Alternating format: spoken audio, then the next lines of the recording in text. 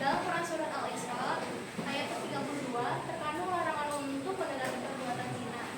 Hukuman bagi pelaku perbuatan zina terbagi menjadi dua macam, tergantung pada status atau keadaan pelakunya.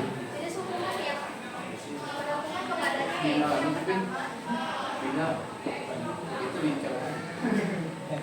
hukuman untuk perbuatan zina muhsan yang dilakukan oleh manusia yang sama-sama sudah menikah.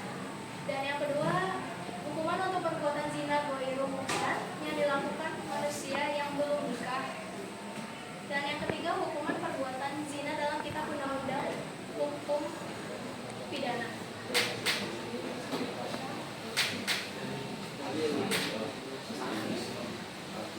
Baik, saya akan menjelaskan selanjutnya Quran Surat Al-Isra ayat 32 ini menjelaskan bahwa dilarangnya manusia untuk mendekati zina karena hal tersebut merupakan perbuatan keji dan hal yang buruk. Saya akan bacakan. A'udzu billahi minasy syaithanir rajim. Bismillahirrahmanirrahim. Wa la taqrabu zina innahu langsung. ولا تقربوا الزنا إنه كان فاحشة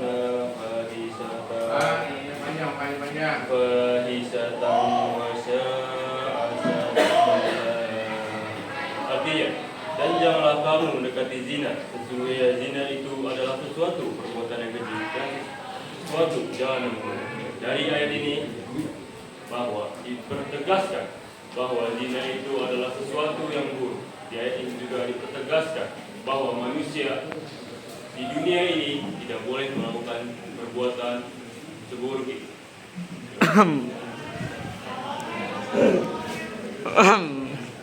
Dan selanjutnya di sini ada dalil kedua ya, yang akan saya jelaskan dan saya bacakan.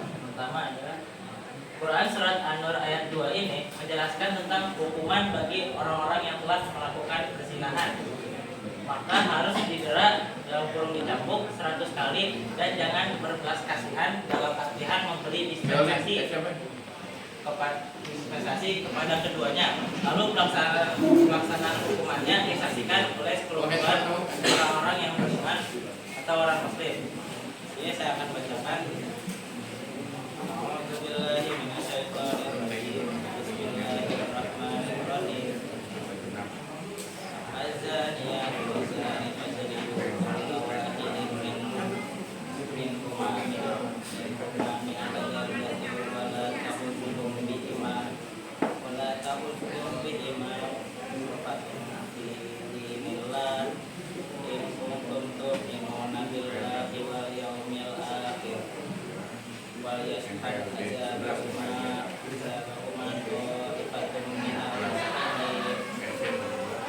Dalam ayat ini sudah dijelaskan ya bahwa orang-orang yang melakukan perzinahan harus dicambuk selama 100 kali. Ini merupakan larangan yang sangat tegas dari Allah Subhanahu wa taala bagi orang-orang yang melakukan perzinahan.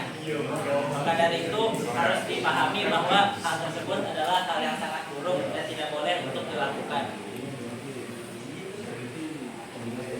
Buruk ya, misalnya juga buruk. Penjelasan hal-hal yang mendekati zina. Contoh perbuatan yang mendekati zina sebagaimana dilansir pada halaman kemenang adalah sebagai berikut. 1. Melakukan pergaulan bebas, yaitu pergaulan yang tidak terikat oleh aturan, norma, dan agama. 2. Mendekati tempat yang dapat menimbulkan nafsu syahwat. 3. Melihat aurat dan menghayalkan aurat tersebut. 4. Melihat film atau tayangan media yang mengundang syahwat. 5. Membaca bacaan yang mengandung unsur-unsur yang dapat menimbulkan nafsu birahi.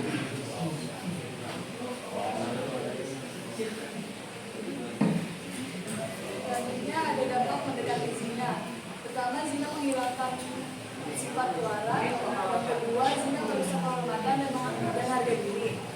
Zina mengurangi sifat cemburu. Pezina juga mendapatkan murka dari Allah Azza wa Jalla. Zina menghitamkan wajah dan menjadikannya gelap. Hitam kan. Zina menggelapkan hati dan malah menghilangkan cahayanya. Zina mengakibatkan kefakiran yang terus menerus. 7. Zina menghilangkan kesucian pelakunya dan menjatuhi di hadapan rohnya dan di hadapan manusia. Terakhir, zina mencopot sifat dan juga terpuji seperti infak, baik, adil, amanah, dan pelakunya serta menyematkan sifat cela seperti fajir, pengkhianat, fasik, dan berzina. 4. Maksiat yang dapat memberikan peluang dan kesempatan untuk berzina. 4. Tidak mendekati hal-hal yang menjerumus pada perbuatan zina. Yang kelima, menambah ilmu, pengetahuan agama dan menghadiri berbagai majelis taklim. Yang terakhir, membaca Al-Quran dan memahami isinya. Ada kesimpulan dari penjelasan tersebut. Kok nggak dipraktekin? Praktik perzinaan adalah hal yang sangat buruk dan dilarang jelas dalam agama. Bahkan hal-hal yang dapat mendekatkan diri pada zina dan dikategorikan sebagai hal yang haram. Dan juga hukuman yang disediakan bagi para pelaku perzinaan merupakan hukuman yang sangat keras, yaitu 100 cambukan. Maka dari itu, mari kita mendekatkan diri kepada Allah Subhanahu wa Sabar Ta'ala. ya. Ini udah jelas dasar rujukannya. Yang pertama tadi buruk. Perbuatan itu adalah perbuatan buruk. Yang khawatir lagi adalah gelap. Wajahnya gelap. Sebenarnya bukan pada wajahnya gelap. Apa yang gelapnya? Hatinya yang gelap. Gelap menghalalkan yang ada di depannya. Wow. Maka zina itu terjadi karena diundang oleh pelakunya. Siapa pelakunya? Bisa salah satu dari keduanya atau kedua-duanya. Kalau yang sudah berencana adalah dua-duanya. Kalau yang tidak berencana adalah pelakunya. Bisa-bisa maka kalian harus dicari ketika boncengan harus jaga jarak. Kalau tidak,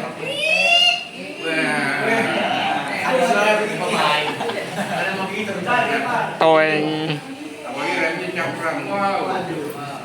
Motornya motor yang apa itu? Iya, ninja. Motornya motor ninja yang naik itu ya nongge. Jalannya arah puncak. Nanjak. Wow. Bos mana Pak? Hah? Semuanya lagi Ya, ini gambaran. Oke baik, kita buka sesi tanya jawab. Assalamualaikum warahmatullahi wabarakatuh. Waalaikumsalam warahmatullahi wabarakatuh. Tadi Rana ya? Iya Pak. Ini jauh nih. Ini Ini Rana. Iya. Rana sama Rifki Nabi ada ya? Iya. Saya Rifki Naifa dari Ngomong Tua. Ya. Saya ingin bertanya apa saja contoh-contoh zina di dunia nyata. Perbuatan zina di dunia nyata. Oh, perbuatan zina di dunia nyata. Ya. Oke. Oh, langsung vulgar. Wow. Contohin.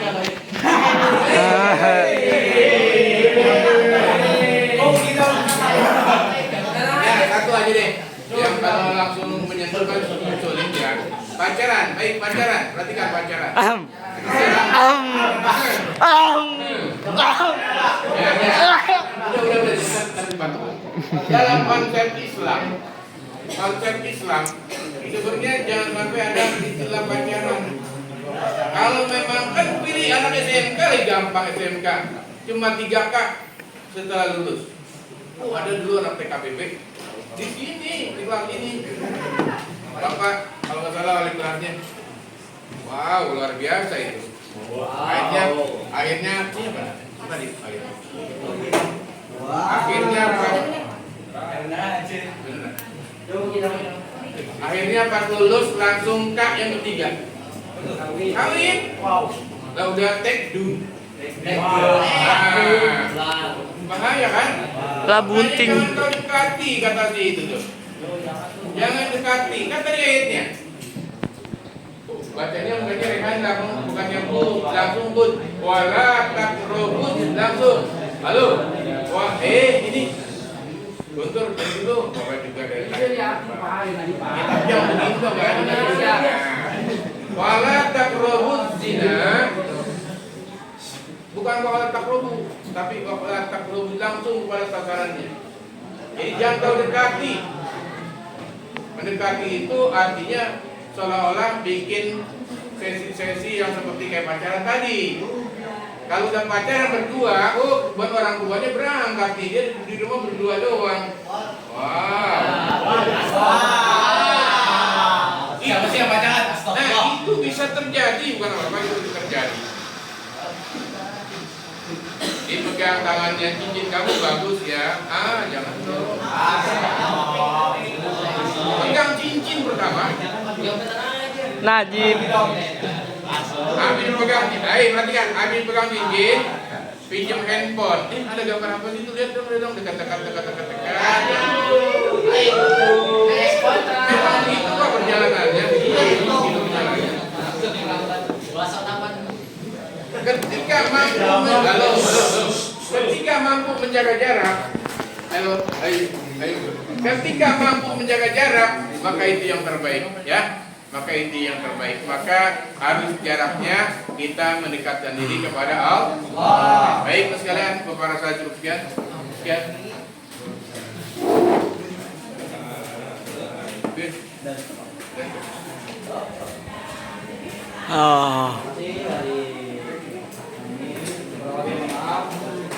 Assalamualaikum warahmatullahi wabarakatuh. Waalaikumsalam.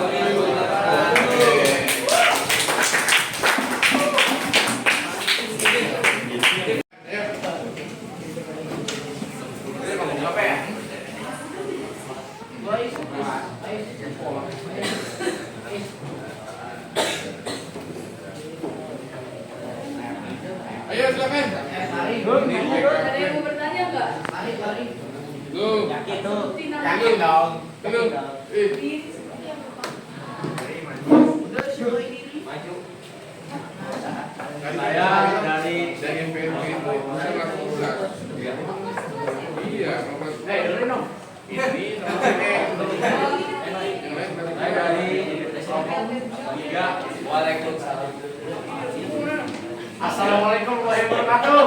Waalaikumsalam warahmatullahi wabarakatuh. Ya, saya pertama dari kelompok 3 ingin bertanya kalau berzina itu obatnya kayak gimana? Aduh. Keseringan sih lu. Oke. Ada lagi? Ya, ayo. Itu yang suka pegang-pegang handphone, kabar-kabar, wow. Ya itu sama juga itu. Yuk, tanyakan.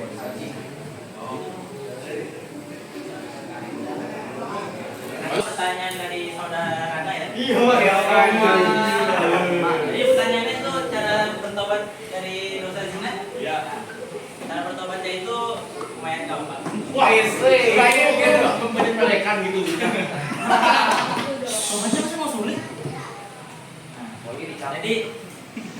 Jadi caranya itu adalah jika sudah pernah melakukan, melakukan adalah dengan melakukan sholat taubat dan juga berjanji kepada diri sendiri dan juga Allah untuk tidak mengulangi hal tersebut di masa yang akan datang. Pegel. Pegel wa. Ya, baik. Ya, selain sholat taubat, yang lebih penting itu adalah berusaha. Niat. Pokoknya udah melihat yang begitu, merem aja merem. Tapi jangan lagi dari mata merem, kenapa? Karena udah kan sudah mandi bersih. Makanya bahasanya itu kan kalau lagi anak muda, remaja ya suka main kotor-kotoran. Kan kalau pulang-pulang ke rumah mandi, itu satu isyarat. Ya orang tua juga banyak yang seperti itu. Tapi yang terpenting pulang mandi, betul.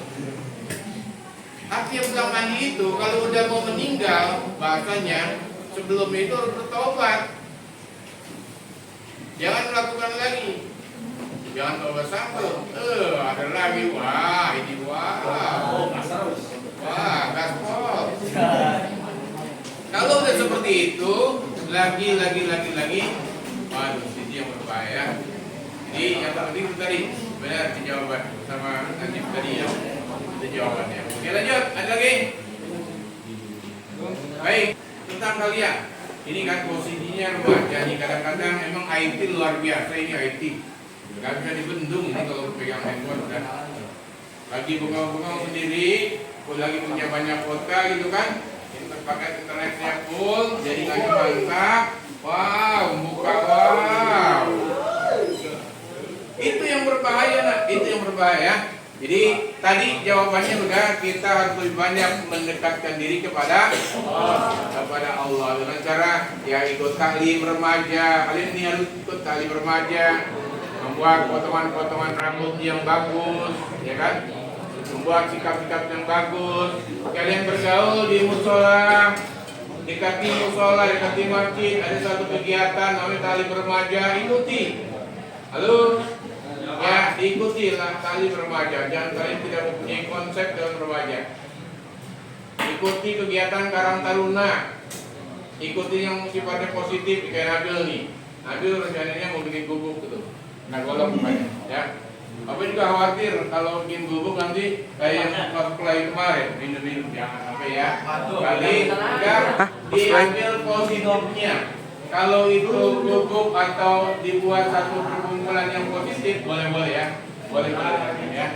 Buat belajar di situ, nanti pakai internet biar lebih nyambung. Gitu ya. Kabar Baik. Ada lagi pertanyaan? Kalau tidak ada, cukupkan sekian ya.